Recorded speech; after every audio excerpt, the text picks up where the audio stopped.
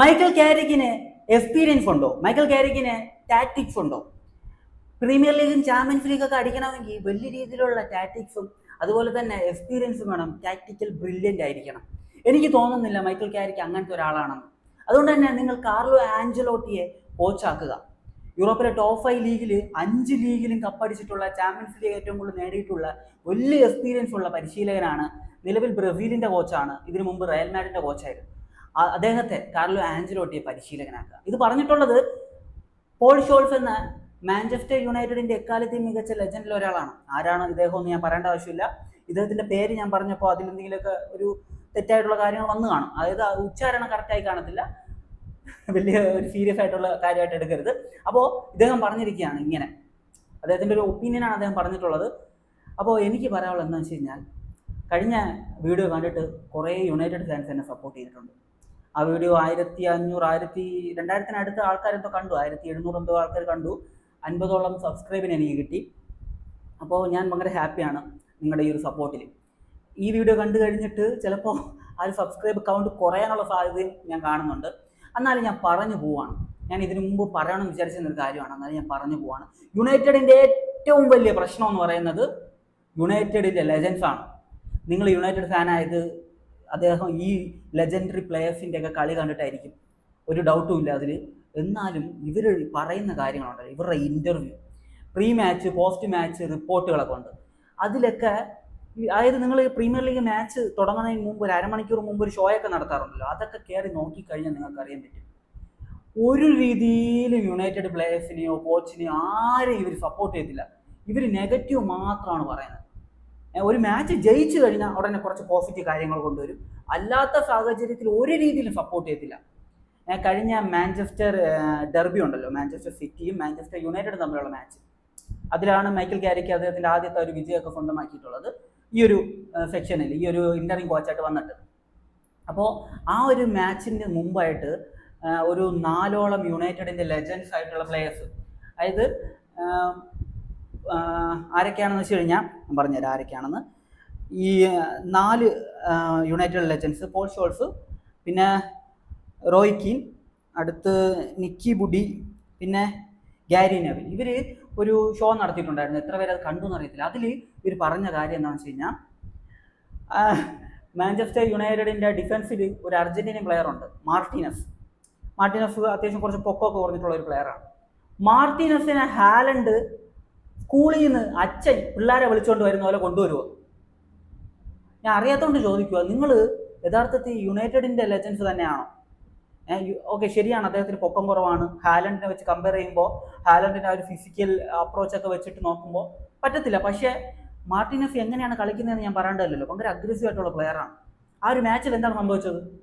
ഹാലൻഡിനെ പൂട്ടി, ഹാലൻഡിന് ഒരു ഷൂട്ട് പോലും അടിക്കാൻ പറ്റിയില്ല. യുണൈറ്റഡ് ജയിച്ചു. പക്ഷെ നിങ്ങളുടെ ഭാഗത്തുനിന്ന് ആ മാച്ചിന് മുമ്പ് ഒരു രീതിയിലുള്ള സപ്പോർട്ടും വന്നിട്ടില്ല. മൈക്കൽ കാരിക്കിന് ആ ഒരു മാച്ച് ജയിക്കാൻ പറ്റുമെന്നോ, ഇല്ലെങ്കിൽ ആ ഒരു മാച്ചിൽ ഒരു നല്ല റിസൾട്ട് ഉണ്ടാക്കാൻ പറ്റുമെന്നോ, ഇല്ലെങ്കിൽ ഒരു സമനില ആയാൽ പോലും അത് നല്ല റിസൾട്ട് ആണെന്നോ, അങ്ങനത്തെ രീതിയിലുള്ള ഒരു കാര്യമൊന്നുമില്ല. കുറേ ക്രിറ്റിസിസം, എല്ലാ ലെജൻസും ഇങ്ങനെയാണ്. ഞാൻ എല്ലാവരെയും പറയുന്നില്ല, എന്നാൽ പോലും ഒരു 90% ലെജൻസ് ഇതേപോലെയാണ് ചെയ്തുകൊണ്ടിരിക്കുന്നത്. ഒന്നാതെ മാഞ്ചസ്റ്റർ യുണൈറ്റഡ് പോലെ ഇത്രയും ലെജൻഡറി ടീമിൽ കളിക്കുമ്പോൾ ഒരു പ്രഷർ കാണും. ആ ടീമിന് പുറത്ത്, ആ പ്ലേയേഴ്സിൻ്റെ പുറത്ത് ഒരു പ്രഷർ കാണും. കാരണം ഇത്രയും ആരാധകരുള്ളൊരു സ്ഥലമാണ് അത്. ഓൾഡ് ട്രാഫോർഡിലൊക്കെ കളിക്കുമ്പോൾ, അത്രയും ലെജൻഡറി സ്റ്റേഡിയത്തിൽ കളിക്കുമ്പോൾ ആ രീതിയിലൊരു പ്രഷർ കാണും. അപ്പോൾ ആ ഒരു പ്രഷർ മനസ്സിലാക്കാം. അങ്ങനത്തെ ഒരു പ്രഷർ ഉള്ള സിറ്റുവേഷനാണ്. അപ്പോൾ അങ്ങനെയുള്ളൊരു സിറ്റുവേഷനിലാണ് യുണൈറ്റഡിൻ്റെ ലെജൻഡറി പ്ലേയേഴ്സിൻ്റെ ഭാഗത്ത് നിന്ന് ഈ രീതിയിലുള്ളൊരു പ്രതികരണം വരുന്നത്, വലിയ സപ്പോർട്ട് വരാത്തത്. ഞാൻ ഒരു കാര്യം ചോദിച്ചു കഴിഞ്ഞാൽ, അതായത് മൈക്കൽ കാരിക്കിന് എക്സ്പീരിയൻസ് ഇല്ല, സമ്മതിച്ചു. സിനദിൻ സിദാനെ അറിയത്തില്ലേ നിങ്ങൾക്ക്? അദ്ദേഹം റയൽ മാഡ്രിഡിന്റെ കോച്ചായിട്ട് വരുമ്പോൾ എന്ത് എക്സ്പീരിയൻസ് ആണ് ഉണ്ടായിരുന്നത്? റയലിന്റെ കുറേ യൂത്ത് ടീമിനെ പരിശീലിപ്പിച്ചു, അണ്ടർ 17 ടീമിനെയും ഒരു റയലിന്റെ സെക്കൻഡറി ടീമിനെയൊക്കെ പരിശീലിപ്പിച്ചു എന്നതല്ലാതെ എക്സ്പീരിയൻസ് ആയിട്ട് അദ്ദേഹത്തിനൊന്നുമില്ല. ഒരു ബിഗ് ടീമിനെ പരിശീലിപ്പിച്ച എക്സ്പീരിയൻസ് ഒന്നുമില്ല. റയലിന്റെ എക്കാലത്തെയും മികച്ച കോച്ചിൽ ഒരാളല്ലേ? 3 തുടർച്ചയായിട്ടുള്ള ഹാട്രിക് ചാമ്പ്യൻസ് ലീഗ് നേടിക്കൊടുത്തില്ലേ? മൈക്കൽ കാരിക്കിന്റെ കീഴിൽ 2026 തോറ്റിട്ടില്ല യുണൈറ്റഡ്. പോയിന്റ് ടേബിളിൽ 3-ാം സ്ഥാനത്താണുള്ളത്. നിങ്ങൾ പുകഴ്ത്തണ്ടെന്നേ, നിങ്ങൾ ആരെയും പുകഴ്ത്തണ്ട, ആരെയും സപ്പോർട്ടും ചെയ്യണ്ട. പക്ഷെ ഒരു അവർ തളർത്താതിരുന്നുകൂടെ? എനിക്ക് അതാണ് ചോദിക്കേണ്ടത്. അവർ തളർത്താതിരുന്നുകൂടെ? ശരിയാണ്, ആഞ്ചലോട്ടി നല്ല കോച്ചൊക്കെയാണ്, ഇല്ലെന്ന് പറയുന്നില്ല. പക്ഷെ എന്തിനാണ് ഇങ്ങനെ പറയാൻ നിൽക്കുന്നത്? നിങ്ങൾ പറയുക ആഞ്ചലോട്ടിയെ ഫ്യൂച്ചറിൽ കൊണ്ടുവന്നാൽ നല്ലതായിരിക്കും എന്ന് പറഞ്ഞാൽ ഓക്കെ. പക്ഷെ ക്യാരിക്കിന് എക്സ്പീരിയൻസ് ഇല്ല, ക്യാരിക്കിന് ടാറ്റിക്സ് ഇല്ല. ടാറ്റിക്സ് ഇല്ലാതെയാണോ പെപ് ഗാർഡിയോളയുടെ ടീമിനെയൊക്കെ പൂട്ടിക്കെട്ടിയത്? ആഴ്സണലിനെ പൂട്ടിക്കെട്ടിയത് ടാറ്റിക്സ് ഇല്ലാത്തതുകൊണ്ടാണ്. നല്ല ബ്യൂട്ടിഫുൾ ഫുട്ബോളാണ് യുണൈറ്റഡ് കളിക്കുന്നത്. യുണൈറ്റഡ് ഫാൻസ് എല്ലാം ഇപ്പോൾ ഹാപ്പിയാണ്, കാരണം ആ ഫുട്ബോൾ കാണാൻ അത്രയും കൊള്ളാം. നിങ്ങൾ സപ്പോർട്ട് ചെയ്യേണ്ടെന്നേ, നിങ്ങൾ എന്തിനാണ് ഇങ്ങനെ ക്രിറ്റിസിസം ചെയ്യുന്നത്? അത് മാത്രമല്ലേ ഉള്ളൂ, അത് പറഞ്ഞു പറഞ്ഞ് ശീലിച്ചതെന്നുള്ളൂ. ക്രിറ്റിസിസം ചെയ്ത് ചെയ്ത് ചെയ്ത് അത് ശീലിച്ചതുപോലെയാണ്. ഇപ്പം ഞാൻ പറഞ്ഞത് ചിലപ്പോൾ നിങ്ങൾക്ക് ഇഷ്ടപ്പെട്ടെന്ന് വരത്തില്ല, കാരണം നിങ്ങൾ ഈ ലെജൻഡറി പ്ലേയേഴ്സിൻ്റെ കളി കണ്ടിട്ടായിരിക്കും നിങ്ങൾ അവരുടെ ഈ ഒരു യുണൈറ്റഡിൻ്റെ തന്നെ ഫാനായി കാണുക. പക്ഷെ ഇവരിങ്ങനെയാണ് പറയുന്നത്, ഒരു രീതിയിലും പ്ലേയേഴ്സിനെ സപ്പോർട്ട് ചെയ്യുന്നില്ല. അപ്പോൾ അറിയാലോ, അർജന്റീനിയൻ പ്ലെയറിനെ പോയി ചൊറിഞ്ഞു കഴിഞ്ഞാൽ അവർ കയറി മാന്തും, അവരുടെ സ്വഭാവം നിങ്ങൾക്ക് അറിയാവുന്നതാണ്. അപ്പോൾ ഇതേപോലെ കയറി ഇവർ 4 പേര് ഇരുന്ന് അങ്ങ് ചൊറിഞ്ഞു. അതിനുശേഷം കളി കഴിഞ്ഞപ്പോൾ പറഞ്ഞെന്താണ്, എൻ്റെ വീട്ടിൽ വന്ന് പറയണം.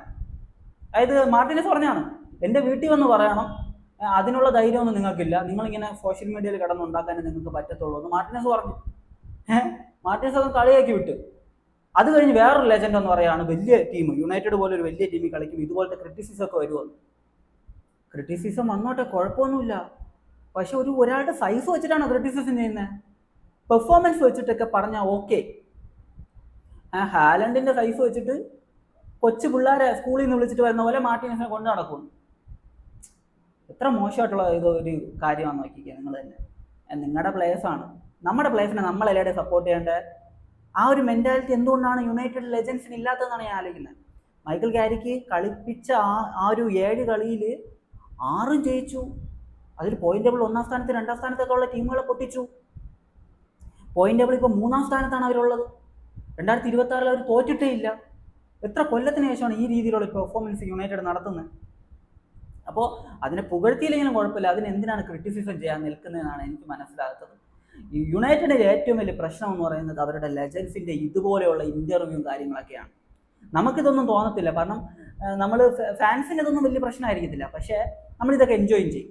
പക്ഷെ ഒരു പ്ലെയറിൻ്റെ സ്ഥാനത്ത് നോക്കിക്കഴിഞ്ഞാൽ അവരുടെ സ്വന്തം ലെജൻസ് തന്നെ ഇങ്ങനെ പറയുവാണ്, ഒരു മാച്ചിന് മുമ്പ് ഈ രീതിയിൽ സംസാരിക്കുകയാണെങ്കിൽ അവർക്കത് എത്രത്തോളം പ്രഷർ ഉണ്ടാക്കും ഒന്ന് ആലോചിച്ചാൽ മതി. എത്രത്തോളം പ്രഷർ അവർക്ക് ഉണ്ടാക്കും അത്. അപ്പോൾ എനിക്ക് ഇത്രേ പറയാനുള്ളൂ. നിങ്ങളുടെ ഒപ്പീനിയൻ എന്ത് തന്നെയാണെങ്കിൽ കമൻറ്റ് ബിലോ. അപ്പോൾ കഴിഞ്ഞ വീഡിയോയ്ക്ക് വലിയ രീതിയിൽ നിങ്ങൾ സപ്പോർട്ട് ചെയ്ത് 500 സബ്സ്ക്രൈബറിലേക്ക് എത്തിക്കാൻ വേണ്ടി നിങ്ങൾ വലിയ രീതിയിൽ സപ്പോർട്ട് ചെയ്തിട്ടുണ്ട്. ഇതുവരെ 500 ആയിട്ടില്ല. അപ്പോൾ നിങ്ങളുടെ സപ്പോർട്ട് ഞാൻ പ്രതീക്ഷിക്കുകയാണ്. അപ്പോൾ ഇതിനെക്കുറിച്ചുള്ള ഒപ്പീനിയൻ എന്ത് തന്നെയാണെങ്കിലും കമൻറ്റ് ബിലോ. മറ്റൊരു വീഡിയോ കാണുന്നതായിരിക്കും. ബൈ ബൈ വിത്ത് ഫുഡ് ടൈൽ.